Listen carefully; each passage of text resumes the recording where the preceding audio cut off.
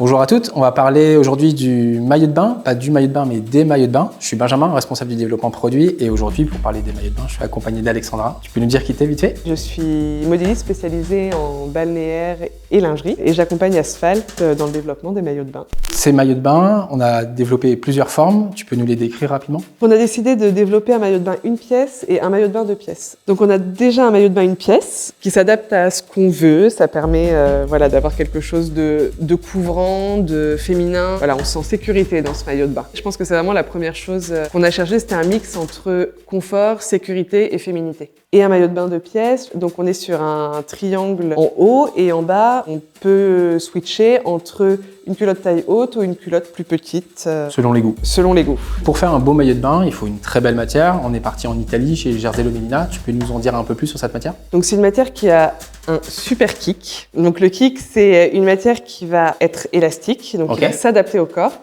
et qui a un super retour. C'est-à-dire qu'on est vraiment sur une matière qui ne se déformera pas dans le temps, qui sera confortable, qui pochera pas. Et ça, c'est une des qualités principales d'une matière pour le maillot de bain. Donc là, on a une matière qui est composée à 65% de polyamide recyclé et 35% d'élastane biosourcé. C'est ça. Et au toucher, ça donne quoi cette matière? Cette matière est particulièrement douce au toucher. C'est ça qui nous a vraiment convaincus pendant le développement. On a testé plusieurs matières différentes et tout le monde a eu cette réflexion sur cette matière, qu'elle était en même temps adaptable, en même temps très douce et en même temps très résistante. Donc toutes les matières ont été testées pour le chlore, pour le soleil et pour le sel.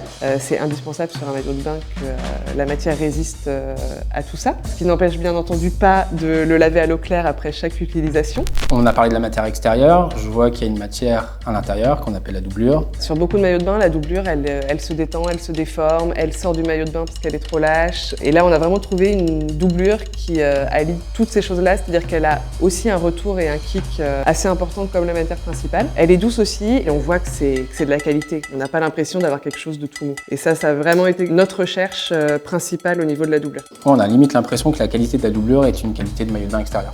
Là, je vois de la matière, mais je vois aussi de la métallerie. Qu'est-ce qui compose cette métallerie?